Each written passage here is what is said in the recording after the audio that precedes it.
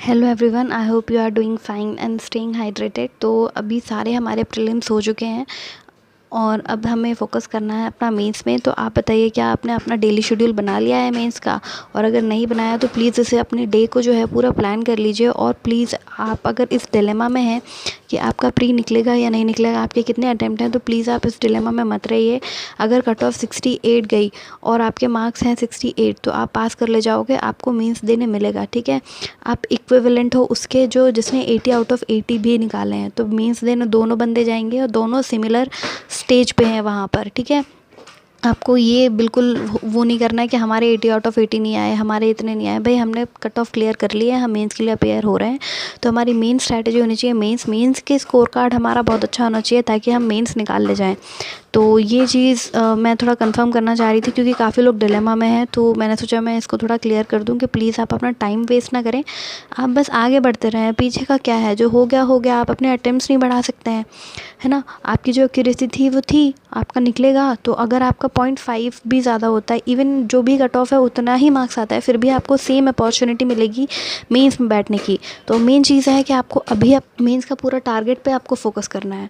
तो हम ले चलते हैं कि आपको अपना दिन कैसे प्लान करना है। देखो, सबसे पहले आपके सबसे अच्छे सोर्स जो होते हैं वो होते हैं मॉक। तो आप सबसे पहले एक मॉक दे दो आरआरबी पीओ का, ठीक है। और एक मॉक अगर आपने वैसे दे दिया होगा एसबीआई क्लर्क का, या एसबीआई जे कह लेते हैं हम इसको। तो इनमें से आप एक एक मॉक दे लो इन दोनों का, और यहाँ पर आपको पता चल गया होगा कि आपका स्ट्रॉन्ग सेक्शन कौन सा है, आपका वीक सेक्शन कौन सा है। अब हम बात करेंगे कि आपको अपना डे कैसे शेड्यूल करना है। हर एक सेक्शन को हमें टाइम देना है। तो आप एक पेज ले लीजिए जिस पे डेट डाल लीजिए, जैसे आज है 16th, ठीक है, 16th of August. And then हम यहाँ पर बना लेंगे 4 कॉलम। ऐसे हमें 4 कॉलम बनाने हैं। पहले हम लिखेंगे यहाँ पे रीजनिंग, ठीक है, देन इंग्लिश, देन नेक्स्ट हमारा आता है क्वांट, फिर हम जीए, और यहाँ पर हम कंप्यूटर भी इसके साथ ले सकते हैं क्योंकि कंप्यूटर सिर्फ 20 मार्क्स का है, वो भी आरआरबी में आएगा। तो आपको इसको इग्नोर नहीं करना है, इसको करते हुए चलना है। भले ही आप आधा घंटा दें पर ज़रूर दीजिए। आपको रोज़ कुछ ना कुछ 2 से 3 क्वेश्चन तो आपको ऐसे मिलेंगे जो आपको पहले से नहीं आते थे और आप इस दौरान आप सीख चुके हैं। तो आपको बस यही करना है इसमें कि आपको थोड़ा नया, आपको अपडेट होते हुए जाना है। अब क्वेश्चन वो नहीं आ रहे हैं, कीज़ वाले क्वेश्चंस नहीं आते हैं। Even last year RRB assistant में भी कीज़ वाले क्वेश्चंस नहीं थे।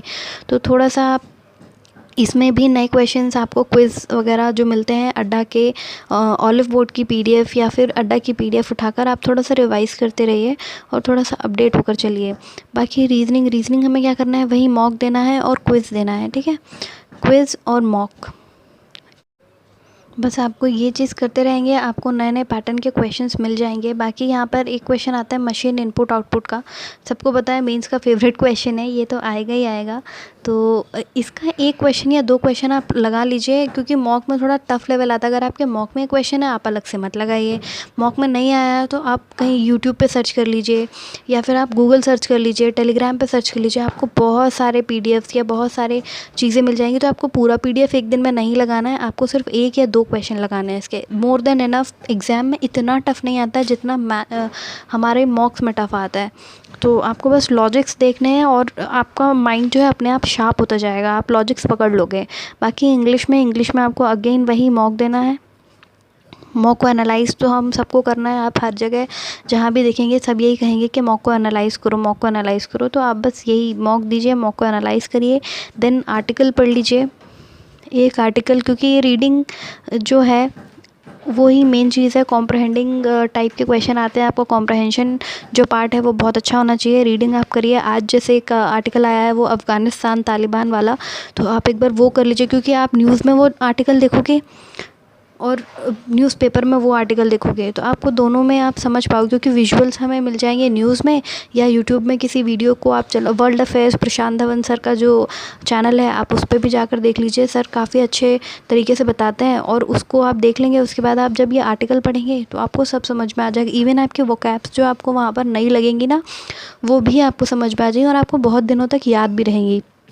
तो ये चीज़ करना बहुत ज़्यादा अच्छा है। जो आर्टिकल आपका लाइक करंट अफेयर्स से रिलेटेड हो, ज़्यादा इम्पॉर्टेंट हो जाता है क्योंकि वहाँ पर आप रिलेट कर लेते हो और आपकी रीडिंग स्पीड ऐसे ही आर्टिकल्स बढ़ाते हैं। अगर आपकी कोई ऑफ टॉपिक कोई है, आपको इंटरेस्ट ही नहीं आ रहा है उसको पढ़ने में, तो आपकी रीडिंग नहीं बढ़ सकती है, ये 100% श्योरिटी से मैं कह सकती हूँ।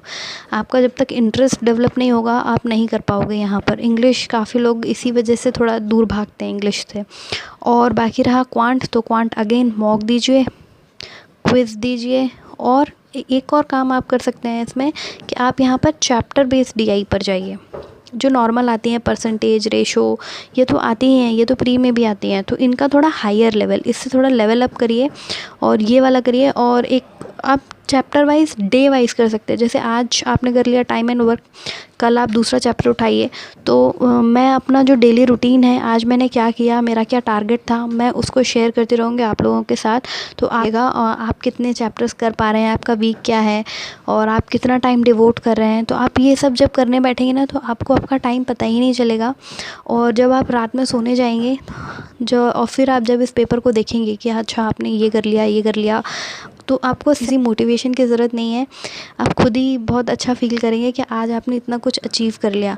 बाकी GA और करंट अफेयर तो जो हमारा है, इसमें आप ये कर सकते हैं कि आप डेली बेसिस पे वीकली वाली जो PDF आती है ना, आप एक वीक डेली का निपटा दीजिए। डेली जो हम पढ़ते हैं वो, और डेली ही आपको एक PDF वीकली वाली कंप्लीट करनी है। समझ रहे हैं ना आप? जैसे आज आपने लिया अगस्त फर्स्ट वीक, ठीक है, तो कल आप करेंगे अगस्त सेकेंड वीक। अभी जब फिर, क्योंकि थर्ड वीक अभी आएगा नहीं, तो इससे पहले फिर आप चले जाएंगे जुलाई वाला, जुलाई फर्स्ट वीक, सेकेंड वीक, ऐसे करके आप एक एक वीक एक एक दिन में कर लीजिए। और इन्हीं के क्विज़ आप या तो सोते टाइम लगा लीजिए, या नेक्स्ट डे जब आप डेली करंट अफेयर पढ़ रहे हैं तब आप एक बार लगा लीजिए। क्विज़ में कोई ज़्यादा टाइम नहीं लगता, 15-20 मिनट्स हार्डली लगेंगे आपके, और आपकी एक बार रिवीजन हो जाएगा। और GA तो पूरा रिवीजन पे ही मतलब डिपेंड करता है आप कितना रिवीजन कर रहे हैं। भले ही आप 15 क्वेश्चन पढ़ो, पर उनको ऐसा पढ़ो कि उस 15 में से कहीं कोई क्वेश्चन अगर घुमा फिरा कर आ जाए तो आप उस क्वेश्चन को छोड़ो ना, और डाउटफुल ना रहे वो क्वेश्चन। तो बस आपको सिर्फ इतना करना है। बाकी मैं अपना डेली रूटीन, अपने टारगेट्स जो हैं वो इस पर शेयर करती रहूँगी, और आप लोग मुझे मोटिवेट करते रहिएगा। Thank you, have a nice day, bye.